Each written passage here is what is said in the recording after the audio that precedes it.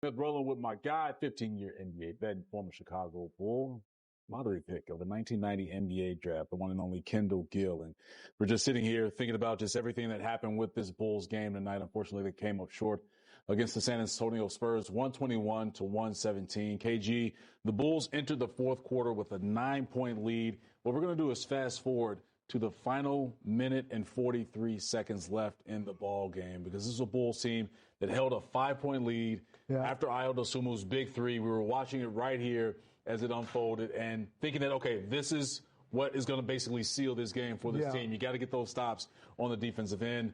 Only thing is the Bulls weren't able to get those stops. And here's that three from Ayo we're going to see in that final minute and 43 for this Bulls team, KG. I mean, Kevin Huerter did an excellent job of drawing the defense to him and finding Ayo out by the three-point arc.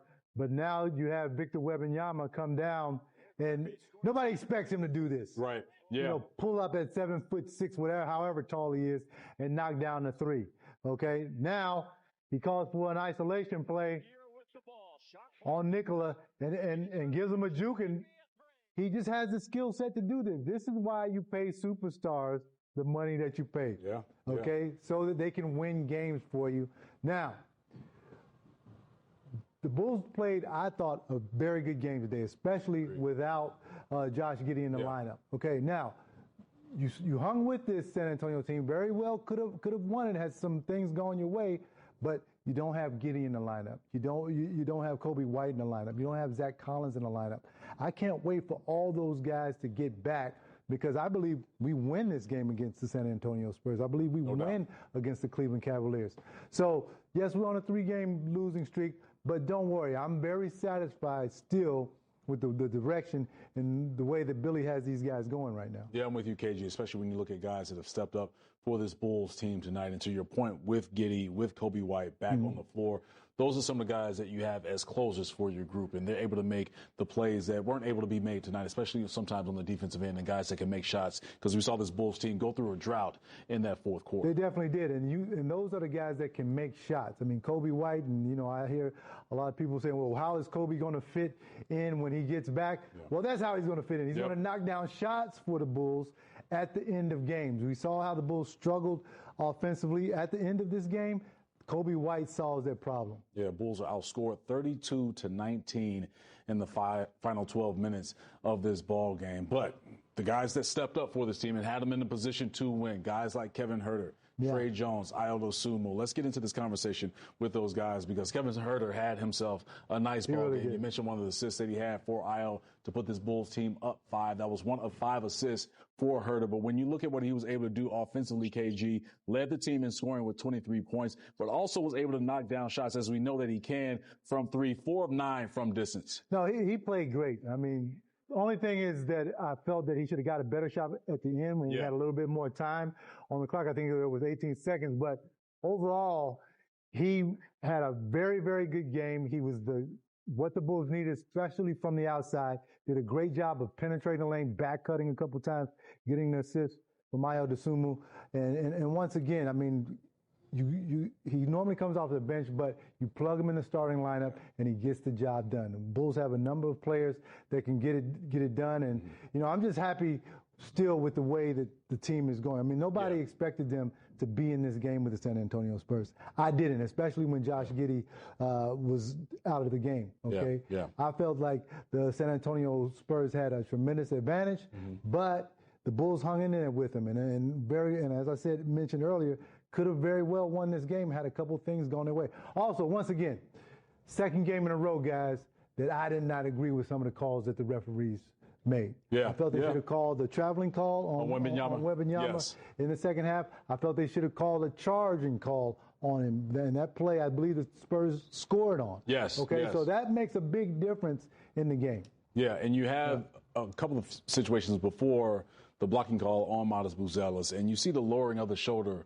with Wemby. And for me, that's one of the clear indicators where if you're an official, and I'm not saying that I am an official, but that's one of the clear indicators where you can say, okay, maybe this was a charge if you go back and look at it. But we saw the Bulls really take a couple of charges on Victor Wembanyama. So putting their body in position, and we know that's something that Billy Donovan and his coaching staff wanted more of from this group this season, of taking more charges. They were there in those right positions to do that. Just unfortunately for that time, Fort Modest got called for the blocking call. And it feels like it was like one of those all-star calls. So that's exactly what I was going to say. The non-call when he traveled was an all-star call. That call when he charged, that was an all-star call as well. I mean, anytime you run a guy over, I don't care whether the guy is moving or not. Anytime you are able to hit him in the middle of his chest and you totally knock him over, then, it should be called as a charge. But he's Victor Wembanyama. We saw what he did at the end of the game. He's going to get the calls 9 times out of 10. You brought up a great point when it came to Kevin Huerter on the final 21 seconds of the game. Bulls chasing 3. He comes off that curl, and we saw a couple of different angles with Huerter where he caught the basketball. Yeah, I mean, because the Bulls could have easily fouled, at least, cut the lead to 1, and you still have another chance to come down and knock down another 3. I mean, there was a 21 seconds left on the clock, plenty of time. But that comes with experience. Yeah. Hopefully Kevin Huerter can learn from this one and then come back next strong. We were talking about this during Bulls Countdown Live about Trey Jones, and we saw him dapping up Wemby in the hallway before the game got going. And we knew that Trey might be playing with a little different battery in his back tonight, facing off against his former team, a team he spent 4 seasons with in San Antonio. And it was clear. I mean, 20 points for Trey Jones, what he was able to do. I just love how he's able to operate and finds ways to not only score for himself, KG, but for others with those 7 assists. Yeah, and he seemed like to be the only Bull to understand how to deal with Victor Wembanyama in the lane. Yeah. You saw how he hesitated. He scored a number of times in the lane. Saw how he hesitated, wait for Victor to stop. Then he accelerated. So playing with him for a short stint, he learned defensively how to attack him. And I thought that he did an excellent job of that all night long. And you see him in some of these highlights really attack the paint and attack the rim with Wemby on the outside. So him just understanding and getting that recognition that, all right, Wemby's outside of the lane. Now's my time to hit the explosion button and go attack to the rim. And so when he has that change of pace, but also the explosion when he gets to the rim, I think that's really another thing that stands out to me about Trey Jones and how he's able to score his points. Yeah, just a smart, heady point guard. And, even when Victor was in the lane, he changed his pace. Yeah. Got Victor on his heels, and then he went up for the layup.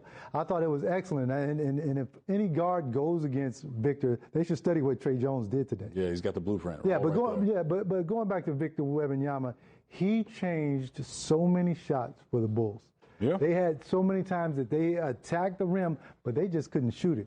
And with Vooch, he threw Vooch off all night. Yeah. Because of his length and because in the back of his mind, Vooch knew that there's a guy 7'6" there that can block my shot. Vooch normally doesn't hesitate when he gets down there, but he did a lot of that tonight. You can just see it in these highlights, and we spoke on this during Countdown Live, during Kia Bulls halftime. We're going to say it again. He's so fluid in his motions on both ends of the floor that you've never seen anything like this. So when you don't see anything that you've faced before, it's difficult to try and gauge real time and real game speed of how to, one, get points, but also how to slow him down.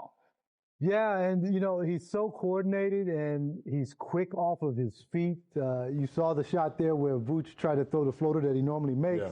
Victor Wembanyama blocked it, and Vooch thought it was a goaltend, but it really wasn't. I mean, the shot was going up. Normally, if it's a goaltend, the trajectory of the ball is going down, but that ball was still going up, and Victor Wembanyama was still able to get to it, even though Vooch saw that he was about 6 or 7 feet away. Yeah. When the guy's 6 or 7 feet away and he can still block your shot, that's going to change your mind on a lot of shots for the rest of the night, and that's exactly what happened. Yeah, one thing that Victor Wembanyama does is just lurk in the painted area, but also gets those blocks. He had 5 tonight and came into the game tonight averaging 3.8, which leads the NBA. Has a big gap against everyone else, but you throw in the 38 points, the 12 rebounds, and almost outscored the Bulls in that fourth quarter. Had 18 points alone for himself in that fourth quarter and really started at the 9:58 mark. And it felt like Mitch Johnson, the Spurs head coach, said, get the ball to Wemby. He's going to operate and do his thing. Yeah, and he knew it was his time. And his teammates knew it was his time, so they cleared out. We used to run a play called Dallas with Larry Johnson. Grandmama. Yeah, so Alan Bristow, who was our coach at the time, whoever was hot that night, whatever city you were from, That's the call you made. If it was my night, it would be Chicago. But Larry Johnson being from Dallas, we would want to run a 1-4 flat, exactly what you saw the Spurs run, and they let Victor Wembanyama just clear out and take Booch. That's exactly what we used to do for Larry Johnson. How many times did you get a Chicago call for you? Oh, a lot. I got a few turns there. Okay, so it wasn't breaking the triangle and like clear out. It was just Chicago, KG. Chicago, everybody 1-4 flat. Let's do it. All right, now a guy that was going 1-4 flat and was really able to get a lot of buckets tonight was a former Fighting Illini, I should say, and Ayo Dosunmu, who led all bench scorers off of the Bulls bench with the 20 points that he had. It was 20 of the Bulls' 34 bench points. And KG, what I love about Ayo and what he brings every single night, he knows his role and he really attacks it on both ends. Hey, just steady all the time, does whatever you want him to do, not afraid of the moment, knock down this three, I'll throw a huge three when the game was on the line in the last couple of minutes. He's just, I mean, and this is perfect fundamental play right here. Yeah. Catch the ball, triple threat position, pump fake, one dribble pull up. All of these things that you're seeing in his game, he's worked on over the years, and that's why he's become such a complete player. That's why he's so valuable to the Chicago Bulls and other teams that are watching him. Yeah. You know, so he's doing very, very well for himself right now. I mean, it is nice to see the 20 points, but it's also nice to see how he got those 20 points when you look at his field goal numbers and also what he did from three, 6 of 12 from the floor, 3 of 5 from the three-point line. So the work that he's put in the offseason is really showing what Ayo and with his jump shot, just so smooth and really in control with that shot and knows when to take the right shots for this team. And we saw it in the minute 43 where he knocked down that three to push the Bulls up 5. Yeah, and you got to understand that Ayo has been a point guard his whole life. Yeah. You know, just because he's not exclusively playing the point guard position doesn't mean he still doesn't have those characteristics. He knows how to run a team. He knows the tempo of the game. He knows all of that. And that's why you see him playing so well right now. All right, man. Let's give some more love to the Bulls bench because Jalen Rashid Smith, another double-double for Jalen Smith. He had 11 points, 12 boards in 21 minutes, and we saw what he was able to do against the Cleveland Cavaliers. He had one of his best games in a Bulls uniform, just caving Victor Wembanyama's chest right in on that play, KG. No, he did a wonderful job, and you see right here the back cuts that he made. He was moving without the basketball. The San Antonio Spurs were trying to play some type of fluky defense where they played a lot of zone, left a lot of people open with the ability to make cuts, and Jalen Smith took advantage of that. Love that he didn't go away from Wembanyama. I love that he attacked him every chance he got. Second game in a row that he's played big. Yeah. He's earning minutes right now. And really putting himself into the front of Billy Donovan's mind in terms of more minutes for himself because he's been productive every time he's been on the floor. And if you don't want to take my word for it, then take the numbers' word for it because we know that men lie, women lie, but numbers don't, KG. Back-to-back double-doubles for Jalen Smith. But again, what he's averaging the last 5 games, instant offense, but also his glass work has helped this Bulls team. No, it really has. And, you know, I haven't seen him play like this in his Bulls tenure. I mean, he's playing very confident. He's going at the opposing defender. He's rebounding. He's doing everything to win. Now, you could be a player that goes out to stats, but he's making winning plays. And that's what you want from your guys, especially when they come off the bench, because there's no drop off. Yeah, getting done offensively, but also getting it done defensively as well. And that's where we're going next with our Illinois Lottery Defensive Play of the Game. And Jalen has some help on this one because we're going to show some love to Patrick Williams against Victor Wembanyama, forcing Wembanyama into the charge. And there's sticks, one of the 2 charges that the Bulls took on the night, KG, sacrificing their bodies. Yeah, and listen, I discussed this with you earlier in the green room. That's the one weakness I see in Victor Wembanyama's game. The only weakness is that he can't slow down once he commits to going to the basket. So guess what? Step in front of him and try and get him out of the game with a foul. Yeah, we saw Trey Jones in the first half pick up a charge on Wembanyama. You know that you said this before about Trey Jones offensively, a window attack against Wembanyama because he was his former teammate, but also knows on how to defend him a little bit as well when he puts his head down and just tries to force his way into the lane. No, he does. I mean, because at 7'6", I mean, you know, it's just the law of physics. Yeah. You know, he can't slow down fast enough. It's hard to stop with a size maybe 23 shoe. It's hard to try stop. and put the puppies on a hard stop right there. That's hard dangerous. To stop. And then, you know, you can draw a lot of offensive fouls on them. And a lot of teams are going to start doing that to him. Yeah, you start to see the blueprint a little bit tonight for this Bulls team and trying how they defended Victor Wembanyama when he would drive down the lane, just bringing another body over to pick up a charge. All right, we're just getting started here on Toyota Bulls Post Game Live. When we come back, we got more on the way. We're going to go into a little more of Victor Wembanyama with those threes that he hit in the fourth quarter, and also hear from Bulls head coach Billy Donovan. Keep it locked right here. The Bulls put up a very tough battle against Victor Wembanyama, but when he decided to take over, he took over, KG. Back-to-back threes for Wemby. He just basically called game. Yeah, he really did, and there's nothing you can do about that. I mean, he walks right into that three-point shot. You don't Booch didn't know whether he was going to pull that shot up or not. I mean, he's not used to guarding guys like that out beyond the three-point arc. And then I know Booch is thinking he's going to try and take me to the basket. He's not going to pull up for this three, and he did. And knocked it down. He looked like Steph Curry tonight. Yeah, just a dangerous dude at 7'5" to make those moves. And again, Vooch thinking that Wemby is going to drive, and you play him for the drive. You want him to shoot those threes. But again, it's the growth and evolution of Victor Wembanyama in season 3. Cam Smith back with my man Kendall Gill and KG. So many things that we've seen from this Bulls team, especially during this third straight loss for this group, where they've been right there, just haven't been able to string it together to complete games to get a win. And the reason why is because you're not fully loaded with all of your players. You don't have a lethal scorer like Kobe White. Zach Collins, who's a rim protector, also can score the basketball, is not here. And then you have, who in my opinion, your all-star out tonight in Josh Giddey, who scores, who rebounds, who gets the offense going. He's not in tonight either. And you still almost beat one of the best teams in the Western Conference at 8-3 now. But, you know, I really would like to see the Bulls, when they have all of their guys, go up against this team again. It's going to be something exciting to see for the team and also Bulls fans. All right, let's head over to our Xfinity Gamer report to hear from Bulls head coach Billy Donovan. Billy, the risk of repeating ourselves, you guys get outscored 32-19 in the fourth, in the third straight game that another star just kind of took over down the stretch. What did you see in that final period? Yeah, obviously he made some very, very big shots, so give him credit. You know, again, I thought we had, you know, some opportunities to take some shots earlier in the clock, and I thought we got up against the clock when we bypassed some of those.